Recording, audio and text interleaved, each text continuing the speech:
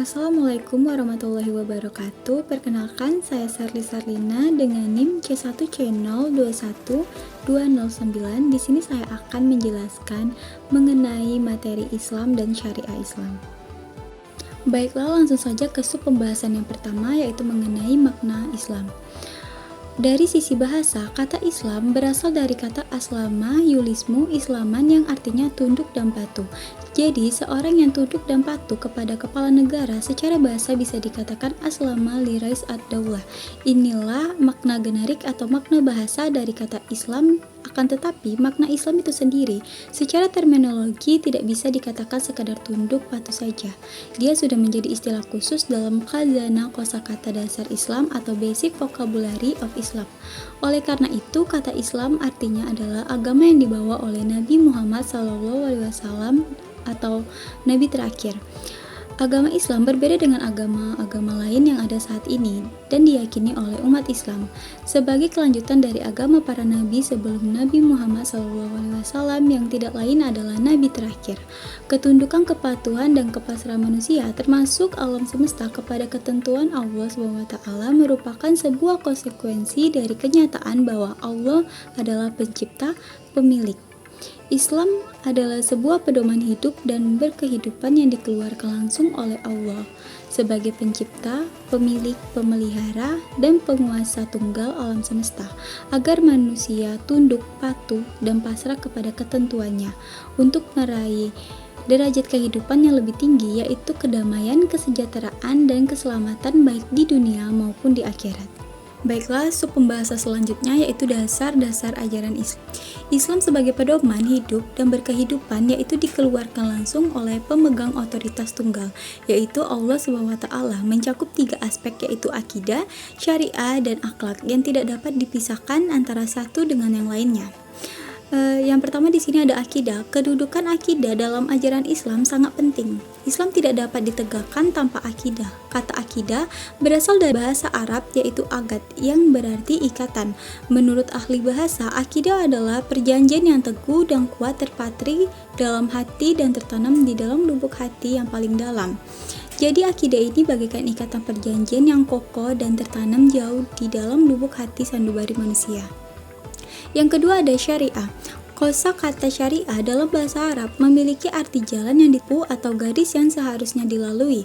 Dari sisi terminologi, syariah bermakna pokok-pokok aturan hukum yang digariskan oleh Allah SWT untuk dipatuhi dan dilalui oleh seorang muslim dalam menjalani segala aktivitas hidupnya atau ibadah di dunia.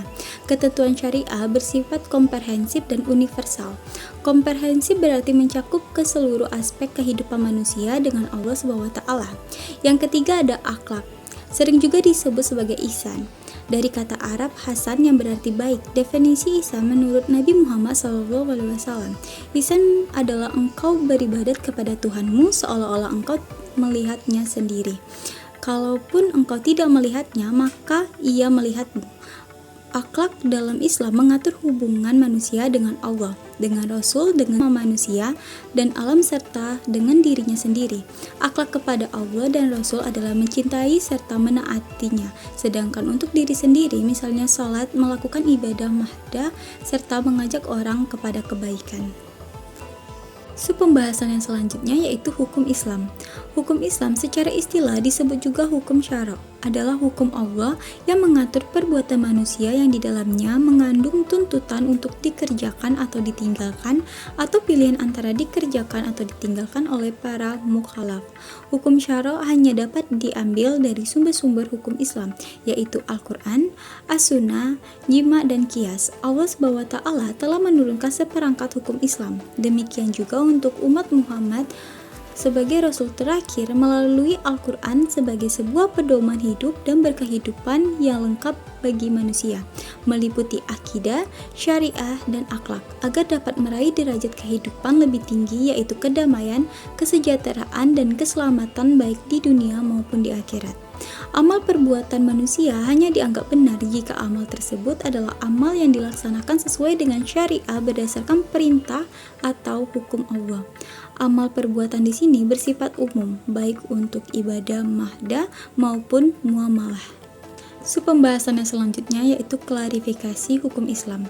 4 mazhab fikih yang bersumber dari para ahli fikih seperti Al-Imam Abu Hanifah, Al-Imam Malik, Al-Imam Asy-Syafi'i, dan Al-Imam Ahmad bin Hanbali mengklarifikasi hukum Islam menjadi 5, yaitu yang pertama, wajib adalah suatu perbuatan yang apabila dikerjakan akan mendapatkan pahala dan apabila ditinggalkan akan mendapatkan dosa. Yang kedua ada mandub atau sunnah, ialah perbuatan apabila dikerjakan akan mendapatkan pahala dan apabila ditinggalkan orang yang meninggalkannya tidak mendapatkan dosa. Yang ketiga haram, yaitu perbuatan yang apabila ditinggalkan akan mendapatkan pahala dan apabila dikerjakan orang yang mengerjakannya akan mendapatkan dosa. Selanjutnya ada makruh, yaitu perbuatan yang apabila ditinggalkan akan mendapatkan pahala dan apabila dikerjakan tidak mendapatkan dosa. Yang terakhir yaitu mubah, yaitu suatu perbuatan yang bila dikerjakan tidak mendapatkan pahala dan bila ditinggalkan tidak mendapatkan dosa. Pengertian mubah di atas bukanlah tentang perkara yang tidak diatur oleh Islam, tetapi ia merupakan salah satu hukum syara yang ditujukan oleh dalil-dalil berupa kebolehan untuk mengerjakan atau meninggalkan suatu perbuatan. Baiklah, pembahasan selanjutnya yaitu sasaran hukum Islam. Hukum Islam memiliki 3 sasaran, yaitu penyucian jiwa, penegakan keadilan dalam masyarakat, dan perwujudan kemaslahatan manusia menurut Zahra tahun 1999. Yang pertama, penyucian jiwa dimaksudkan agar manusia mampu berperan sebagai sumber kebaikan bukan sumber keburukan bagi masyarakat dan lingkungannya. Hal ini dapat tercapai apabila manusia dapat beribadah dengan benar, yaitu dengan hanya mengabdi kepada Tuhan yang benar-benar merupakan pencipta, pemilik, pemelihara, dan penguasa alam semesta, bukan kepada yang mengaku Tuhan, serta dengan cara yang benar pula. Yang kedua, menegakkan keadilan dalam masyarakat. Keadilan di sini adalah meliputi segala bidang kehidupan manusia, termasuk keadilan dari sisi hukum, sisi ekonomi, dan sisi persaksian. Keadilan adalah harapan dan fitrah semua manusia, sehingga Allah melarang manusia berlaku tidak adil. Dalam perperangan, Islam mengajarkan manusia untuk tidak boleh berbuat keji, serta harus tetap menjunjung tinggi hak asasi manusia dan akhlak yang mulia. Selanjutnya, mewujudkan kemaslahatan manusia. Semua ketentuan Al-Quran dan As-Sunnah mempunyai manfaat yang hakiki, yaitu mewujudkan kemaslahatan manusia. Karena Al-Quran berasal dari Allah yang sangat mengetahui tabiat dan keinginan manusia, dan As-Sunnah dari Rasul yang mendapat bimbingan langsung dari Allah SWT. Mewujudkan kemaslahatan manusia di dalam Islam dikenal sebagai maqasidus syariah atau tujuan syariah. Baiklah, pembahasannya selanjutnya yaitu tujuan syariah. Dari segi bahasa, maqasid syariah berarti maksud dan tujuan adanya hukum Islam, yaitu untuk kebaikan dan kesejahteraan umat manusia di dunia dan di akhirat. Untuk mencapai tujuan ini, ada 5 unsur pokok yang harus dipelihara, yaitu agama, jiwa, akal, keturunan, dan harta. Yang pertama, memelihara agama. Islam melindungi kebebasan beragama. Setiap manusia memiliki kebebasan untuk memilih agama yang dianutnya. Untuk memelihara agamanya, Allah mewajibkan manusia untuk sholat, zakat, puasa, dan haji. Apabila manusia tidak melakukan peribadatan tersebut, maka di mata Allah ia akan mendapatkan dosa, karena tidak menjalankan apa yang diperintahkannya. Sebagaimana telah dijelaskan sebelumnya, ibadah juga dapat menyucikan jiwa sehingga manusia menjadi sumber kebaikan, rahmat bagi alam semesta. Yang kedua, memelihara jiwa. Memelihara jiwa yaitu memelihara hak untuk hidup secara terhormat agar manusia terhindar dari pembunuhan, penganiayaan baik fisik maupun psikis, fitnah, caci maki, dan perbuatan lainnya. Penegak hukum pidana yang diatur Islam, semua ini adalah untuk menjaga atau menghormati martabat manusia di dunia. Akan tetapi di sisi lain, hukum qisas yang keras ini tidak selalu harus dilakukan, karena dapat diselesaikan dengan memaafkan atau meminta untuk membayar diat atau tebusan. Yang ketiga, memelihara akal. Menjaga akal bertujuan agar tidak terkena kerusakan yang dapat mengakibatkan seseorang menjadi tak berguna lagi di masyarakat sehingga dapat menjadi sumber keburukan. Akal merupakan salah satu unsur yang membedakan manusia dengan binatang. Bila seseorang akalnya sudah rusak, maka dia akan melakukan apa saja yang dia suka tanpa peduli bagaimana pengaruhnya pada orang lain dan lingkungannya. Oleh karena itu, harus ada sanksi hukum untuk orang yang dengan sengaja melakukan tindakan yang dapat membahayakan kesehatan akalnya.